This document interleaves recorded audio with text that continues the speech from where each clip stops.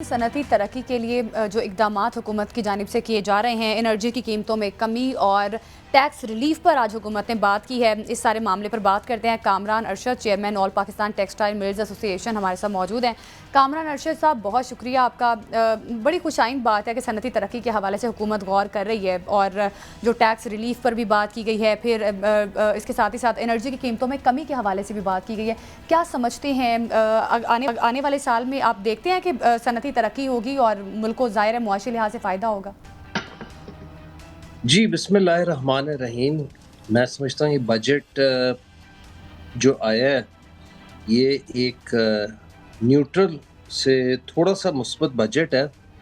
جو ہم نے ان کو پروپوزلز رکھی انڈسٹری کو ریوائیو کرنے کے لیے اور خاص طور پہ ڈی انڈسٹریلائزیشن کو ملک میں روکنے کے لیے، اس پہ پوری سنوائی تو نہیں ہوئی۔ ہم نے کہا تھا کہ سپر ٹیکس کو ختم کیا جائے۔ انہوں نے سپر ٹیکس کو ختم نہیں کیا، انہوں نے کیا سمپلی یہ ہے کہ جو 15 سے 50 کروڑ ٹرن اوور والی جو کمپنیاں اس پہ صفر کر دیا، اینڈ جو 50 کروڑ سے زیادہ ٹرن اوور والی کمپنیاں اس پہ 10% سے 8% کر دیا۔ اینڈ پچھلے سال انہوں نے 1% ایڈوانس اور منیمم ٹیکس کو 2% کیا تھا، اس کو انہوں نے 2 سے 1.25% کر دیا آن فیس آف اٹ۔ اس وقت یہ دو تھوڑے سے بینیفٹس نظر آئے ہیں، اینڈ اس کے علاوہ جو سیلریڈ کلاس کے لیے انہوں نے ڈفرینٹ سلیبز میں 3% سے 5% کی 6% کی کمی کی ہے ڈفرینٹ سلیبز میں۔ وہ ایک میں سمجھتا ہوں خوشائن بات ہے عوام الناس کے لیے۔ باقی میرا خیال ہے تھوڑا سا ریئل اسٹیٹ کو اچھا ریلیف ملا ہے۔ سیکشن 7E کے حوالے سے وہ تو ویسے ہی FCC سے فیصلہ ریورس ہو گیا تھا، اور باقی 236C جو سیل پہ ود ہولڈنگ ٹیکس، 36K جو پرچیز پہ ود ہولڈنگ ٹیکس ہے، اس میں نمایاں کمی آئی ہے۔ تو آئی تھنک اچھا ریلیف مل گیا ٹیکسٹائل سیکٹر کو ایز سچ۔ ہم نے کہا تھا مکمل سپر ٹیکس ختم کر دیں، نہیں کیا، ریڈیوس کیا۔ کہا تھا کہ انکم ٹیکس 29% کم کیا جائے، وہ بھی انہوں نے فی الحال نہیں کیا۔ میں اس کو ایک نیوٹرل بجٹ کہوں گا، بہت زیادہ پازیٹیو نہیں کہوں گا۔ انور کاشف صاحب، یہ فرمائیے گا کہ ابھی جس طرح کامران ارشد صاحب نے بھی ذکر کیا پراپرٹی پہ ٹیکس کی کمی کا، آپ کیا سمجھتے ہیں کہ جو پراپرٹی خریدنے اور بیچنے پہ ٹیکس کم کیا گیا ہے، اس سے مارکیٹ پہ کیا اثرات ہوں گے؟ کیا واقعی اب پراپرٹی پہ دوبارہ بوم آئے گا؟ بہت شکریہ سر۔ بیسیکلی ٹیکس ریٹ سے فرق تو پڑتا ہے، لیکن جو پاکستان کا اور ڈیلیما ہے وہ یہ ہے کہ ہمارے ہاں مارکیٹ پرائز الگ ہے، FBR پرائز الگ ہے اور کلیکٹر ریٹ پرائز الگ ہے۔ اب مارکیٹ پرائز سے ٹرانزیکشن ہو رہی ہوتی ہے، FBR ریٹ پہ ٹیکس کٹ رہا ہوتا ہے، تو یہ جو گیپ ہے between market and FBR rate وہ کبھی بھی نہیں ہوتا۔ وہ پیسہ جو کیش ہوتا ہے وہ مطلب وہ سسٹم سے نکل جاتا ہے، سائیکل سے نکل جاتا ہے۔ جب تک یہ نہیں ہوگا کہ آپ کے مارکیٹ پرائز پہ جو آپ کے پاس پیسے ٹریڈ ہو رہی ہے، جو پراپرٹی ٹریڈ ہو رہی ہے، وہ جب تک پورے اس پہ چاہے آپ اس کو ٹیکس ریٹ کو 0.5%، یہ تو ود ہولڈنگ ٹیکس ہے، یہ کوئی فائنل ٹیکس تو ہے نہیں، یہ تو ایڈجسٹ ہوتا ہے جب اپنا ریٹرن فائل کرتے ہیں۔ تو اگر آپ 1% بھی کر دیں گے تو اس سے مطلب کوئی فرق نہیں، مطلب ایسا نہیں ہوگا۔ میجر چنک جو فرق آئے گا وہ یہ آئے گا کہ مارکیٹ پرائز پہ ٹرانزیکشن ہونی شروع ہو جائے، تو آپ کو جو اس کا ٹرانزیکشن ہے یا ٹریڈ ہے، اس کا جو ایکسچیکر کو پھر جو بینیفٹ ملے گا۔ میرے خیال میں ایک ریلیف اچھا دیا ہے تاکہ لوگ پراپرٹی کی طرف آئیں، لیکن جو صورتحال ہے اس وقت وہ عام آدمی کے لیے پراپرٹی خریدنا جو ہے مشکل اس لیے ہو گیا ہے کہ آپ کو جو پرائسز ہیں پراپرٹی کی وہ بہت زیادہ بڑھ گئی ہیں، اور اس کی وجہ یہ ہے کہ یہاں پہ کچھ انڈکلیئرڈ پیسہ پارک ہوتا ہے، جس کی وجہ سے پراپرٹی ایک بہت بڑا گولڈن مائن جسے کہنا چاہیے ہو جاتی ہے لوگوں کے لیے، اور پھر وہ اس کو اپنے من مانی ریٹ پہ بڑھاتے ہیں، جس سے عام آدمی جو ہے نا وہ ڈپرائیو ہو جاتا ہے۔ ٹیکس کے میجرز ایسے ہونے چاہیے۔ خالد کھوکھر صاحب، سر آپ یہ فرمائیے گا کہ آپ نے ابھی بڑی اچھی بات کی کہ آپ میں قرض نہیں چاہیے ہمیں، آپ اب ہماری صحیح قیمت ہی کراپ کی دے دیں، لیکن سوال یہ ہوتا ہے سر کہ جو چھوٹے کاشتکار ہیں، چھوٹے کسان ہیں، ان کو اس وقت ضرورت بھی ہوتی ہے۔ تو یہ جو حکومت نے اعلان کیا ہے 7.5 لاکھ کسانوں کو 300 ارب روپے کا بلا سود قرض دینے کا، تو کیا آپ سمجھتے ہیں کہ اس کی مدد سے آئندہ مالی سال میں جو زرعی شعبے کی ترقی کا ہدف 3.8% طے کیا گیا ہے اس کو ہم حاصل کر پائیں گے؟ پہلی چیز تو یہ ہے کہ مجھے آپ ایک چیز بتائیں کہ اگر کسی کو آپ قرضہ دے دیں، اگر اس کو پروڈیوس کا ریٹ اس کو نہ ملے، وہ قرضہ کہاں سے ادا کرے گا؟ وہ تو دن بدن مقروض ہوتا جائے گا. اصل اس کے لیے چیز ہے سر اس کی جو بالکل ٹھیک پیداواری ہے طاقت، سر، لیکن سر اس کی جو پیداواری. سر گزارش یہ ہے کہ اس کے پاس پیسے بھی تو ہونے چاہیے نا، تاکہ کوئی چیز اگا تو سکے، پھر ہی مارکیٹ کی قیمت پہ بیچے گا نا. سر مجھے آپ قرضہ دیکھیں نا، قرضہ تو پہلے بھی 2400 ارب روپے اناؤنس ہوتا ہے زراعت کے لیے جو نہیں ملتا. دیکھیں نا، یہ اعلانات تو کیے جاتے ہیں لیکن اس پہ عمل درآمد نہیں ہوتا. مسئلہ یہی ہے کاشتکار کے لیے کہ کاشتکار کو کہیں بھی اہمیت نہیں دی جاتی. ابھی کامران ارشد صاحب بات کر رہے تھے، مجھے آپ یہ بتائیں کہ کاٹن کا کیا حال ہو چکا ہے، کپاس کا. اس پہ کبھی کسی نے غور کیا کہ ہم کہاں 1 کروڑ 44 لاکھ بیل کر لیتے تھے جب اس کا بیل کا وزن بھی 170 کے جی تھا. بیل کا وزن 150 کے جی کر لیا اور 55 لاکھ لے رہے ہیں جی. کل کے اکنامک سروے میں جو فنانس منسٹر نے غلط بات کی ہے کہ اس دفعہ 70 لاکھ بیل ہوئی تھی، غلط ہے، 55 لاکھ بیل تھی. اور جو 70 لاکھ بیل انہوں نے کلیم کیے وہ 170 کی، جو ہمارے 55 لاکھ ایکچولی ہوئی ہے وہ 150 کلو کی ہے. اگر ہم اس کو 170 کلو سے کنورٹ کریں تو آپ کی ٹوٹل 45-46 لاکھ بیل ہوئی ہے. ہم 1 کروڑ 45-46 لاکھ بیل کا. دیکھیں نا، ہم تو دن بدن پیچھے جا رہے ہیں، آگے نہیں جا رہے. دیکھیں نا، ہم زرعی ملک ہونے کے باوجود آج حکومت خود میڈیا کر رہی ہے نا کہ ہم گندم امپورٹ کریں گے. تو وہ کس لیے امپورٹ کرنے کا؟ کیونکہ کاشتکار بیلنس یوز آف فرٹیلائزر نہیں کر سکتا. کپاس کی پیداوار بھی کم رہی، وہ بھی امپورٹ کرنی پڑی. تو یقینی طور پہ اس قسم کے حالات تو اس وقت موجود ہیں.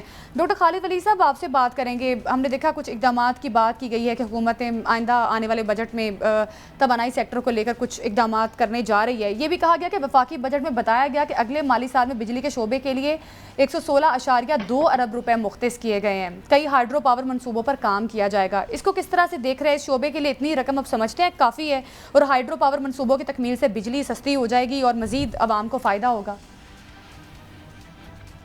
دیکھیں، جتنے بھی آپ کے بجلی جنریٹ کرنے والے پاور پلانٹس ہیں، ان پہ آپ جتنی بھی انویسٹمنٹ کرتے جائیں، آپ کی بجلی سستی نہیں ہوگی.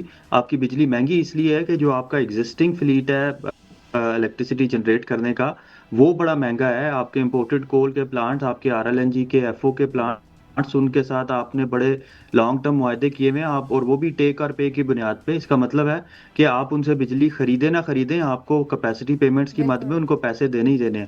تو بجائے اس کے کہ حکومت انویسٹ کرے یوٹیلیٹی اسکیل کے یہ جو بڑے میگا پروجیکٹس ہیں ان کے اوپر بجلی جنریٹ کرنے کے لیے، حکومت کو ڈسٹریبیوشن کمپنیز کی ایفیشنسیز کو بہتر کرنے کے لیے آپ کا جو نیشنل گریڈ سسٹم جو ہے اس میں انویسٹ کرنا چاہیے، اور ساتھ میں بیٹری انرجی سٹوریج سسٹم اور آپ کا یہ جو سولر پینلز لوگ لگا رہے ہیں ان کو مزید انسینٹیوائز کرنا چاہیے. اور ساتھ میں یہ والے جو مہنگے پاور پلانٹس ہیں ان کو ارلی ریٹائر یا ری پرپز کر دیں، تو اس سے آپ کا بجلی کا بل جو ہے وہ کم ہو سکتا ہے. وگرنہ یہ 2030-40 تک جو ہے یہ اسی طرح سے چلے گا. اور ساتھ میں جو ایک اعلان جس کو تھوڑا سا خطرناک سمجھنا چاہیے، خاص طور پہ پروٹیکٹڈ کنزیومرز کے لیے جو 200 سے کم یونٹس یوز کرتے ہیں اور پروٹیکٹڈ ہیں، ان کے لیے سبسڈی کو جو ہے ختم کر کے ایک نیا نظام لایا جا رہا ہے جس کو آپ ٹارگیٹڈ سبسڈی رجیم کہتے ہیں. وہ بے نظیر انکم سپورٹ پروگرام کی طرح پاورٹی سکور کے ساتھ لنکڈ ہوگا، اور پھر جا کے آپ کو جو ہے وہ سبسڈی مل رہی ہوگی. وچ مینس کہ وہ ہاؤس ہولڈ جو پہلے 2200 یونٹ تک اپنے بل کو رکھتے تھے اور وہ 10 سے 13 روپے کی بجلی کنزیوم کرتے تھے ریٹ پہ، اب ان کے لیے بھی بجلی کا ریٹ جو ہے وہ 23 سے 30 روپے تک ہو جائے گا. obviously اس سے کراس سبسڈیز تو ختم ہو رہی ہوں گی، لیکن اگین چونکہ وہ کوئی اراؤنڈ 50 سے 53% ٹوٹل کنزیومرز کا بنتا ہے، تو ایک بڑا بوجھ جو ہے وہ کنزیومرز پہ آئے گا. ساتھ ساتھ میں حکومت بالکل ٹھیک. کامران ارشد صاحب، سر یہ فرمائیے گا کہ آپ کیونکہ ایپٹما کے چیئرمین بھی ہیں، اور اگر ہم امپورٹ کی بات کریں یا ایکسپورٹ کی بات کریں تو ایکسپورٹ میں سب سے جو مرکزی کردار ہے، سب سے زیادہ رول وہ ٹیکسٹائل انڈسٹری کا ہی ہے. تو آپ کیا سمجھتے ہیں کہ یہ جو آج کا بجٹ پیش کیا گیا ہے، اس میں جو صنعتی شعبے کی ترقی کا ہدف 4%، جبکہ بڑی صنعتوں کی ترقی کا ہدف 4.5% رکھا گیا ہے، تو موجودہ صورتحال میں یہ اہداف پورے ہوتے نظر آتے ہیں سر آئندہ سال آپ کو؟ عمران صاحب، پہلے تو بات کر لیتے ہیں کہ جو بھی 11 مہینے کا اس سال کا ایکچوئل ڈیٹا ہے جی سر، پاکستان بیورو اسٹیٹسٹکس کا، اس کا موازنہ پچھلے سال کے 11 مہینے کے ڈیٹا کے ساتھ کر لیتے ہیں. پہلے تو یہ کر لیتے ہیں. بالکل ٹھیک. پچھلے سال 11 مہینے جولائی ٹو مئی کی جو اجتماعی ایکسپورٹ تھی وہ $29.5 بلین تھی. وہ اس سال گر کے $27.9 بلین پہ آ گئی, یعنی کہ $1.6 بلین وہاں سے کمی آئی ہے. ٹھیک. جو امپورٹ تھی پچھلے سال 11 مہینے کے وہ $59.1 بلین تھی. وہ بڑھ کے کچھ مشرق وسطیٰ کی جنگ کی وجہ سے جس کو ابھی 3 مہینے ہوئے ہیں وہ بڑھ کے 59.1 سے $62.6 بلین پہ چلی گئی. یعنی کہ آپ کی ایکسپورٹ 5.6% گھٹ گئی اور آپ کی امپورٹ 6% بڑھ گئی. اب اس کا نتیجہ کیا ہوا کہ جو آپ کا تجارتی خسارہ تھا, ٹریڈ ڈیفیسٹ, امپورٹ اور ایکسپورٹ کا ڈفرنس, وہ پچھلے سال 11 مہینے $29.5 بلین تھا. وہ اس سال 11 مہینے میں $5 بلین سے تھوڑا سا زیادہ بڑھ کے $34.7 بلین پہ چلا گیا ہے. اور ہمیں ڈر اس بات کا ہے کہ یہ پورے سال کی فگر کوئی $38 بلین 37-38 بلین کے لگ بھگ چلی جائے گی, جو کہ پاکستان کے لیے ایک ریکارڈ ہائی ہوگا. اور آلسو آپ کی جو امپورٹ ہوگی وہ کوئی 67-68 بلین کے قریب چلی جائے گی. آپ میری بات لکھ لیں. اور پھر جولائی کو آپ بے شک مجھے بلا لینا پھر سے, جولائی کے پہلے ہفتے میں تو یہ فگر ایکوریٹ ثابت ہوں گے. بالکل حکومت کی جانب سے جو برآمدات کو لے کر ہدف مقرر کیے گئے. جی کامران صاحب پلیز اپنی بات مکمل کریں. اب خطرناک چیز یہ ہے کہ گورنمنٹ یہ جو $38 بلین کا پروجیکٹڈ 12 مہینے کا ڈیفیسٹ نظر آ رہا ہے, اس کو یہ بیرون ملک پاکستانیوں سے, اوورسیز پاکستانیوں کی ریمیٹنس سے فنڈ کرنے کی کوشش کرے گی, جو کہ میں سمجھتا ہوں ایک غلط طریقہ ہے. اور وہ اس میں گورنمنٹ کی کوئی کنٹریبیوشن نہیں ہے. یہ میری نظروں میں اس گورنمنٹ کا تیسرا بجٹ نہیں ہے, یہ اس حکومت کا 5واں بجٹ ہے, کیونکہ یہ حکومت 2022 میں آئی تھی اینڈ چونکہ یہی الیکشن میں جیت کے آئے تھے تو ان کا 5واں بجٹ ہے. تو 2022 سے لے کے 2026 تک یہ صرف 2 چیزیں حاصل کر چکے ہیں. پہلی چیز 7,000 ارب کی ٹیکسیشن کو یہ 13,000 ارب کی ٹیکسیشن تک لے کے گئے, جس میں سب سے زیادہ انہوں نے بوجھ salaried class and documented sector, corporate sector پہ ڈالا.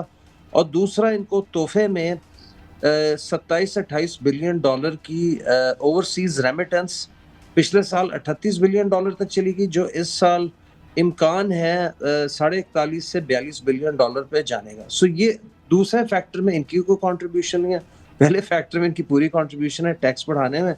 باقی کسی سیکٹر نے پرفارم کیا ہو میرا نہیں خیال ایسے ہے.